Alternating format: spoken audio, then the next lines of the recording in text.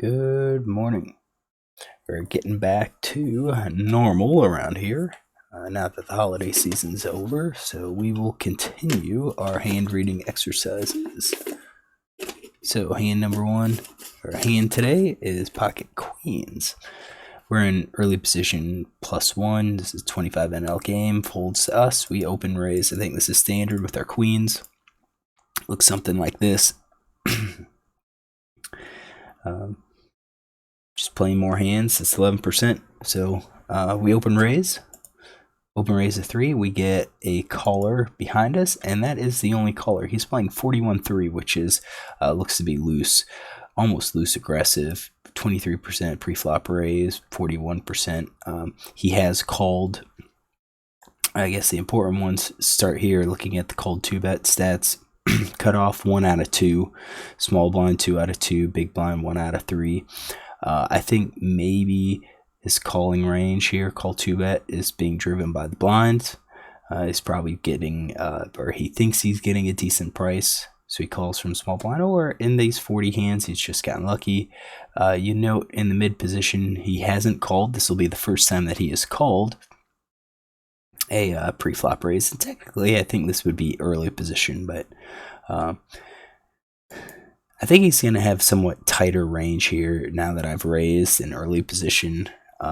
Even, with the hands that he's played, it's 30% or so early position, 30% or so in mid position.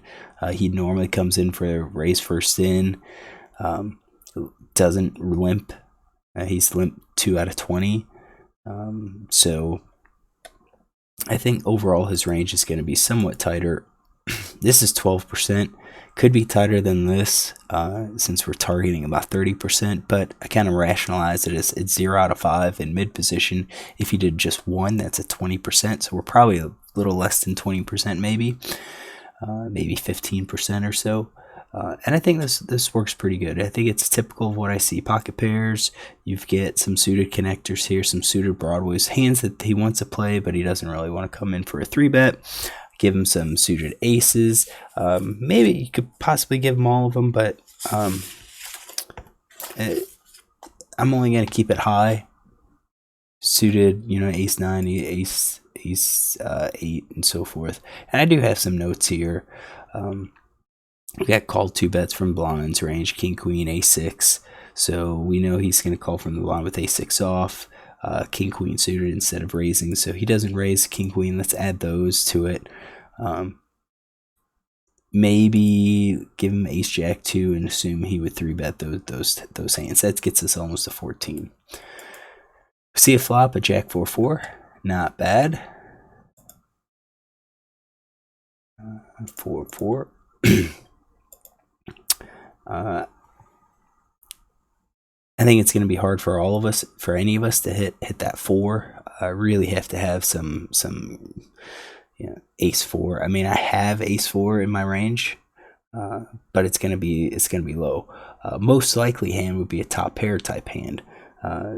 So ace jack, king jack, queen jack. I think that's gonna be the most likely hand, along with some draws.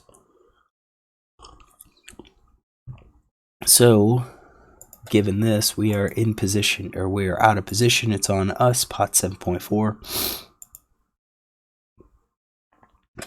I think we are going to be checking if we had a full house. I think we would bet if we had 3 of a kind. I think betting 3 of a kind will help balance our weaker hands. I think we bet with an overpair. Maybe not all of them. Maybe we bet with aces. Or we check with aces, but we could bet with kings or queens. Top pair, I think we are ace jack might be a check, and then probably bet with some of these pocket pairs less than the low card. Definitely the lower we are, the more likely we are to bet. I think we can bet with our flush draw. We don't really have any sort of backdoor straight draw. Oops. Oh, I guess that was setting up check potential. So let's do that. Let's change that to a full house.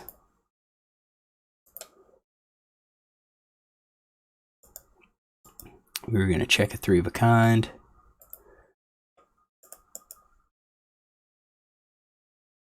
Oh, hold on. We were going to check aces. We were going to bet kings and queens.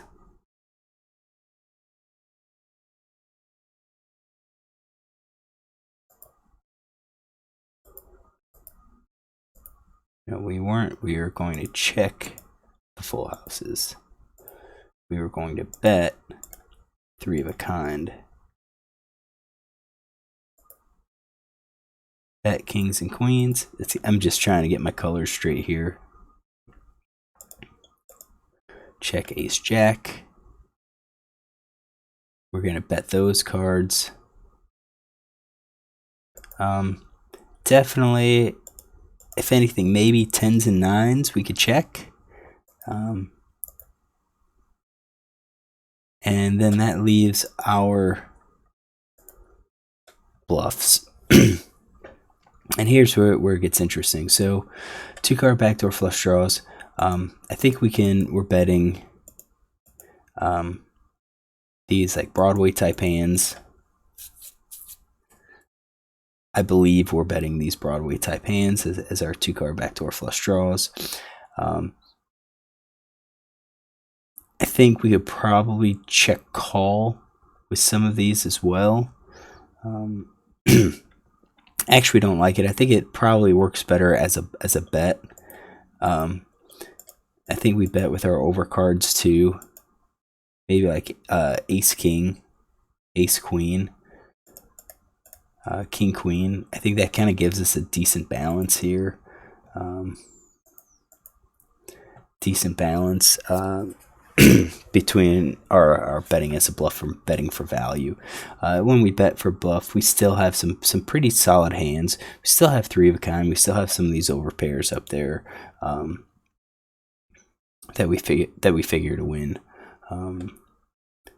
And when we think about what kind of hands Villain's going to be playing, I don't really expect him to raise with a full house. I think he calls, but I think he's probably calling with top pair, probably calling with a pocket pair, probably any pocket pair below the board, and then flush draw. So I think if we look at just that minimal, we're looking at 64%. It could be also that he calls with overcards, and then that adds another 10% to his range of hands that like really can't stand another bet because the overcards are really only king queen. Might be different if he had like ace king, ace queen, but I mean he would be calling these just purely because he doesn't believe that we hit it, but he has to be worried he's going to face a second barrel, and I think we are going to be barreling. Any of those times we're going to bet, we're going to barrel on any card that's probably going to come out, except maybe a heart. I think the heart's going to be a tough card to bet, but if it comes out an ace, a king, or queen, I think queen and 10 are probably the least likely hands, or at least the cards that we like the least. 4 also isn't that great, because if he doesn't believe, well, he's not going to believe that we have a 4, but if he doesn't believe we have a jack, he's still not going to believe that we have a jack. So we're not getting a huge number of folds, but I think if we fire again on the turn, we're going to probably get these pocket pairs less than the top cards to fold. We're not going to get any of those top pair type hands. So what happens? Whoops, darn it! Oh, we saw the hand. Oh well. So we bet queens. I think that's fine. Let's get this here. Take this out.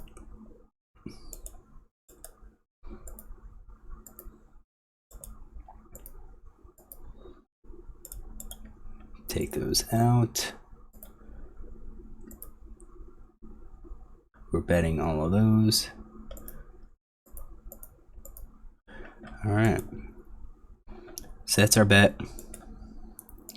He calls. We're going to continue with the calling range that I think he was making, and we know what his hand was. We tossed out. I guess we could update it. Just any ace high hand. We don't have ace 9 off in his range though. But if we did ace 9, he also has these overcards as well. So we're gonna do that. He is that type that's gonna play. Ace of clubs comes out, so now ace of clubs isn't favorite, but I think that helps us. I think we continue betting this. Because we could have easily be betting with ace king, ace queen. It applies pressure. It's going to make him think twice about calling with the jack. We may be able to get a jack to fold, like a jack 10 to fold. We're definitely probably going to be getting any of those low cards, low pocket pairs, 10s to 6s to fold. Or at least I presume we'll get them to fold. So I think with a lot of our draws, we're going to be betting on them again. Let's see here. So like our flush draws we're betting. Gut shot we're betting.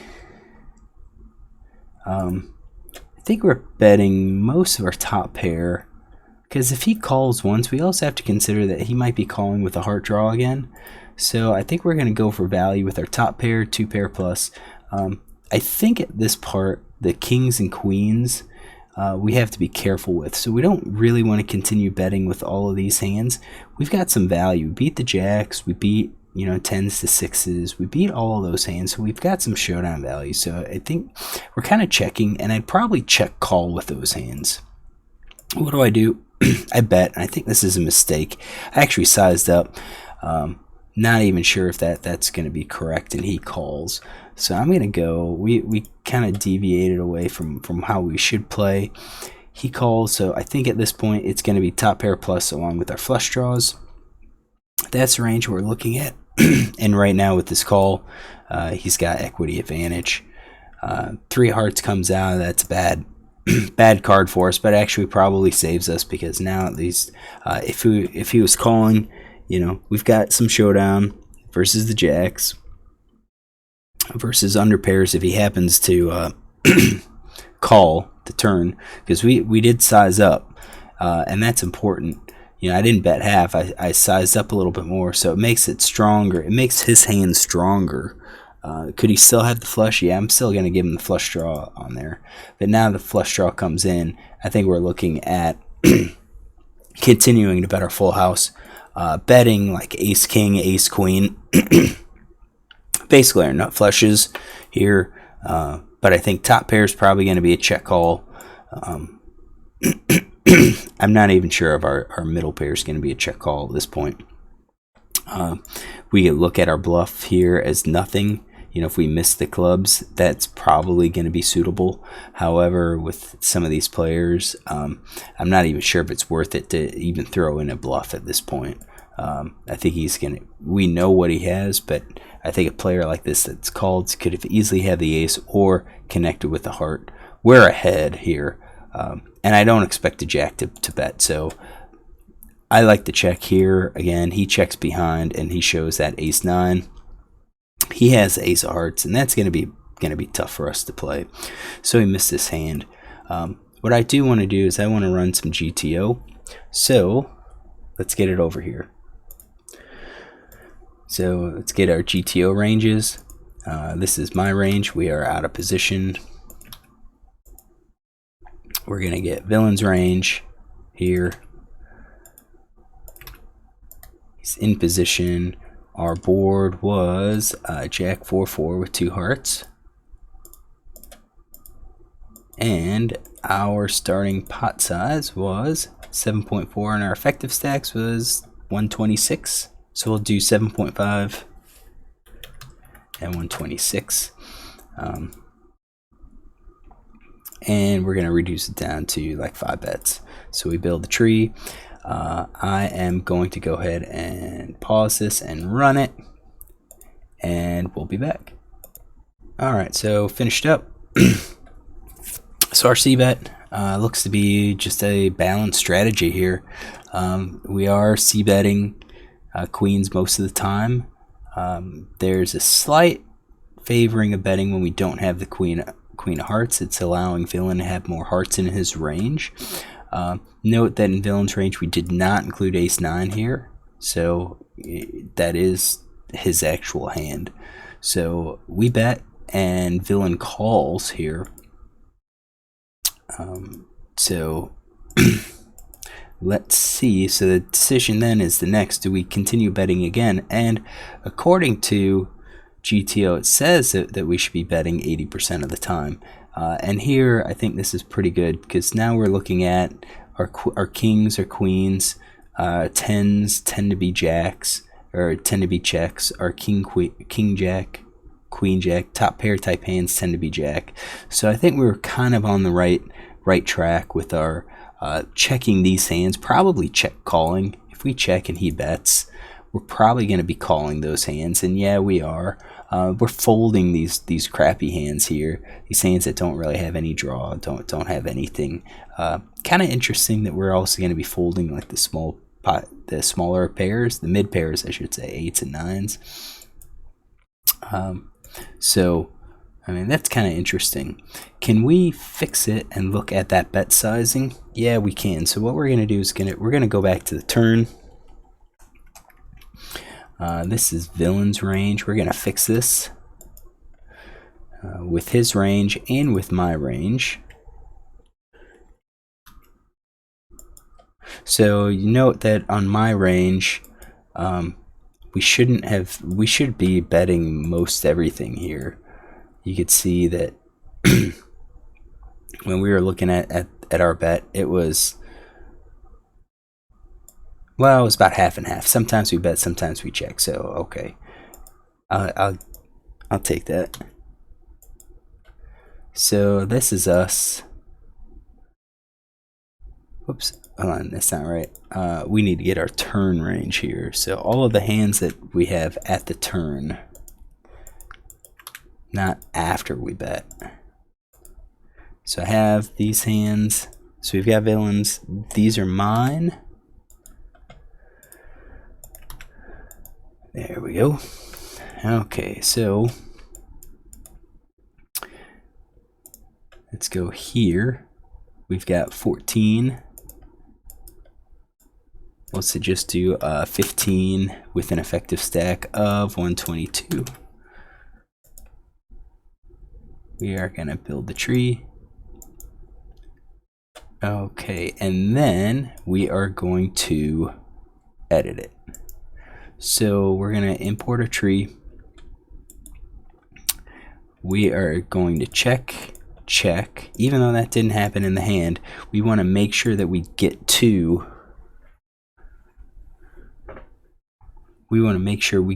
this spot, because that's what we're interested in.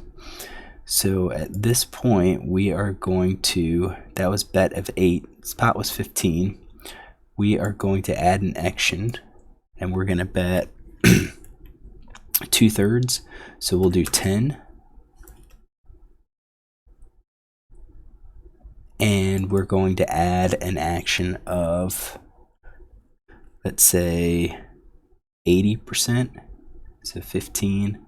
We'll do 13. And we're going to add an action of 100%. And maybe also, let's just do a smaller bet size. Let's do like a bet of 5. And then we will accept changes. Let's run our solver and we'll be back. All right, finished up here. We're gonna go check. We've got ace of clubs there. Now it looks like GTO is not favoring our big bet sizing, our 80 or 100% at this point at all, based on the ranges that we're giving it. It looks like it's favoring actually a smaller size. So we're still betting more than 50% of the time. about 15% is the bet 8.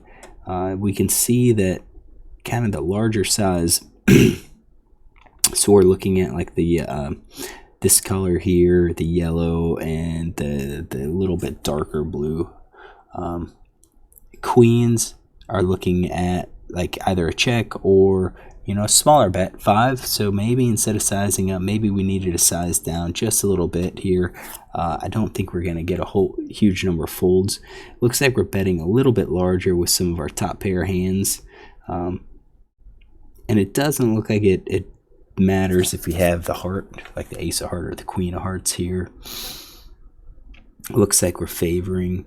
Looks like GTO favors some of those bet sizes. We're betting those at least. Ace 10. The hearts we're going smaller. Okay. So we're really not doing any of those. I mean, just you could see just very, very slim.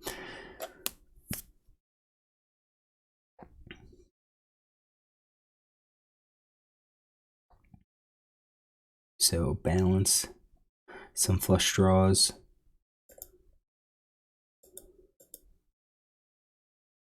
It's about the same breakdown. Full house is looks to be more likely to bet larger.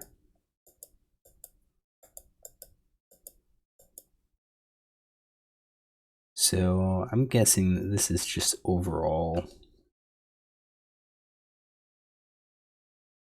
Yeah.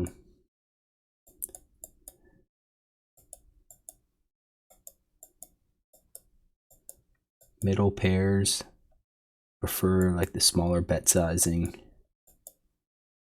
Yeah, it looks like it's favoring some of the smaller bet sizing. More hands with the smaller bet sizing because we could do that with more of our heart draws, more of our flush draws here, and I think it's less risk for us. We've got a top pair type hands. Top pair plus our flush. We're also doing some of the smaller ones. So if we are going to bet, it looks like we should go smaller. When I did bet and he calls, we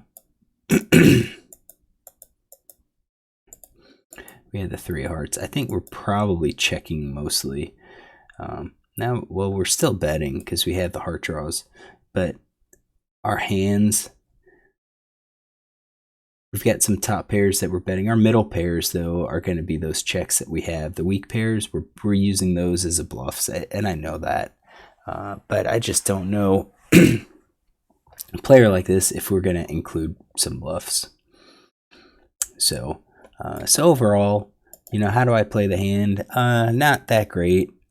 It did think, we do have some of our bets for the queens. I think we could have easily have checked it. I think going up slightly larger, that 2/3 bet size, wasn't the best bet for our turn.